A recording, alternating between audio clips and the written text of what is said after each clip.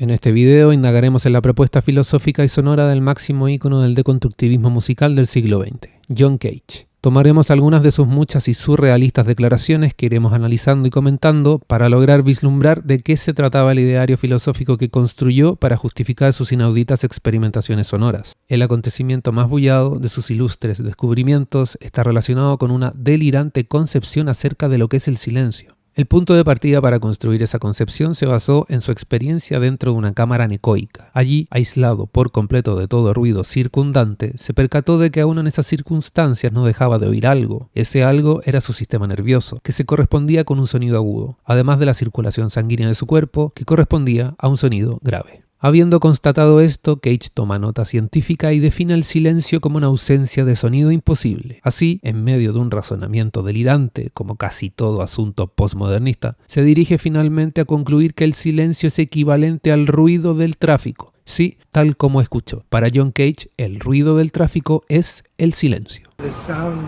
experience, which I prefer to all others, is the experience of silence.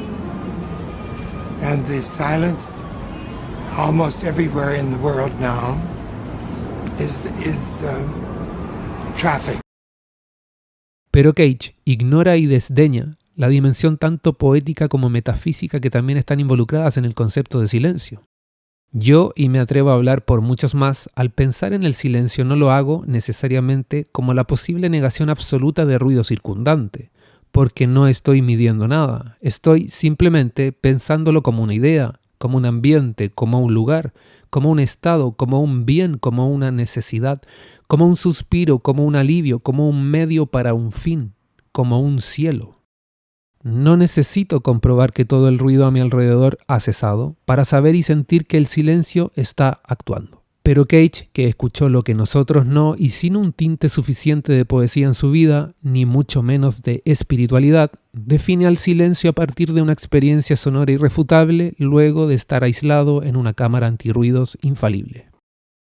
Como máximo ícono del deconstructivismo musical, Cage no tardó en atacar a los grandes compositores de la historia, diciendo por ejemplo aquí que escuchar a Beethoven y Mozart es siempre lo mismo. En cambio, el ruido del tráfico es mucho más interesante porque siempre es distinto. You listen to Beethoven or to Mozart, you see that they're always the same. But if you listen to traffic, you see it's always different. Bueno, en este punto me voy a ahorrar las palabras y dejar con ustedes a la grandísima pianista Martha Argerich, a quien le pregunta a su propia hija si acaso se aburría de tener que tocar muchas veces un mismo concierto. Miren nada más lo que responde. Mais par exemple, quand tu as joué tellement de fois le même concerto, Oui, c'est vrai. t'as pas peur des fois de t'ennuyer ou... Ah, ça, non. La même chose quand j'écoute quelque chose. Non, mais c'est toujours... Je découvre toujours des choses. Enfin, ça me vient à l'esprit de nouvelles choses.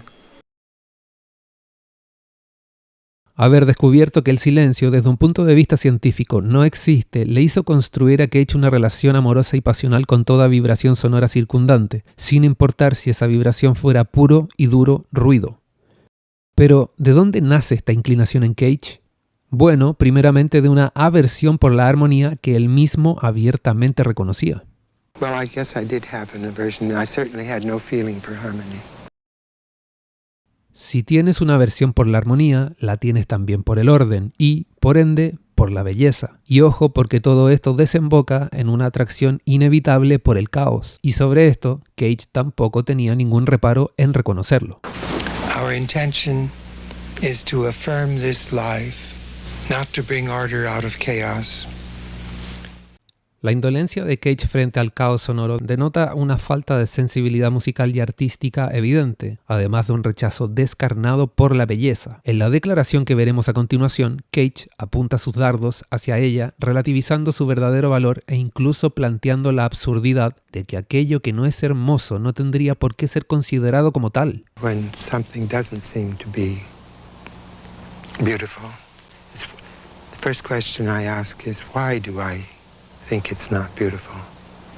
And very shortly you discover that there's no reason. Bueno, ok. Si piensas que no existe razón alguna para pensar que esto es feo, o esto, O esto. O esto.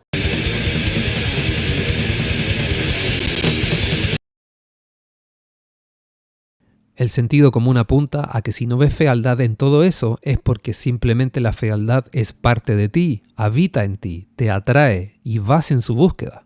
Los artistas conceptuales modernos caen con gran facilidad en su propia trampa. Es que no hay forma de sostener racionalmente ideas tan absurdas, por más entramados filosóficos que gusten de tejer. Roger Scruton, en su maravilloso documental Why Beauty Matters, se enfrenta a uno de estos charlatanes que defiende exactamente el mismo principio de constructivista que Cage. La respuesta de Scruton es magistral y propicia un jaquemate irrecuperable. That's part of the artist's function, is to make beautiful, make one see something as beautiful, something that nobody thought was beautiful until now. Right, like a can of shit. I'm not sure that it's beautiful, but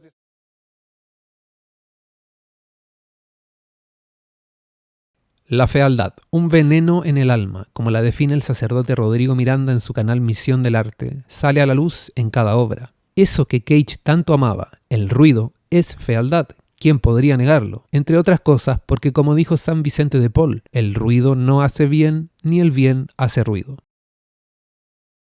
Ese amor incomprensible de Cage por el ruido no solo se expresaba en relación al tráfico en la ciudad, sino que también tomando en cuenta otras manifestaciones sonoras.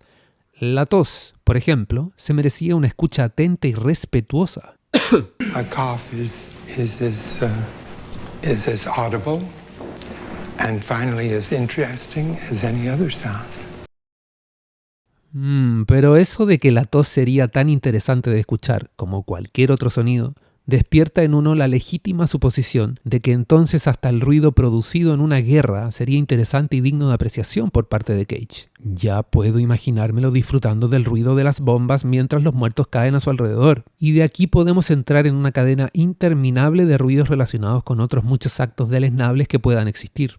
Esto demuestra que los postulados de Cage se encuentran totalmente fuera de marcos éticos y morales, surgen del más feroz libertinaje, sustentado todo esto, a su vez, por el sistema mega ultra liberal y progresista en el que vivimos, el mismo que le permitió a Duchamp llamarle obra de arte a un urinario, a Yoko Ono emitir sus rugidos endemoniados, a Tacy Amin exhibir la indecencia de su cama sin hacer, al empresario chino desembolsar $6 millones por una banana pegada en la pared, y a nuestro John Cage difundir sus ridículos experimentos sonoros. Sería de perogrullo decir que las experimentaciones sonoras de Cage carecen de belleza musical, ya que a estas simplemente no se las puede considerar como música, partamos de esa base. ¿Cómo va a ser música unos sonidos actuando emancipados y sin intención de vincularse los unos con los otros? Si no hay armonía, no puede haber música, así de simple.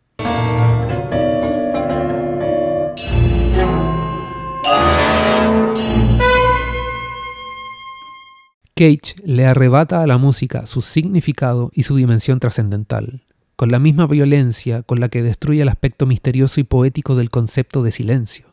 Es un acto de desacralización absoluto. Todo lo que Cage toca se convierte en piedra.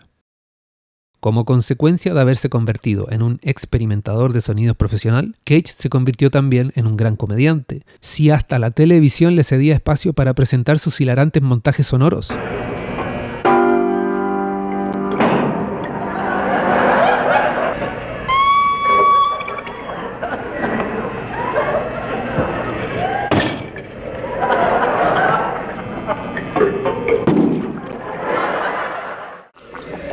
Cage was asked at one time about that. Did he mean to be funny? And he said, no, he didn't mean to be funny, but if something funny happened, that was acceptable to him. And he said, on the whole, I prefer laughter to tears. Preferir risas antes que lágrimas. Otra forma esta de acabar con la dimensión trascendental que posee la música bella. Claro, porque las más grandes obras musicales de la historia nunca han generado diversión en las personas, sino asombro, recogimiento, silencio espiritual, respeto, embelezo, admiración, transformación, etc. Todo menos diversión. La experimentación sonora podrá ser divertida, pero un chiste muere cuando la carcajada ya no hace más ruido. En Cage, la falta de espiritualidad es afín a la condición perecedera de sus experimentaciones sonoras. La música bella, por el contrario, es eterna.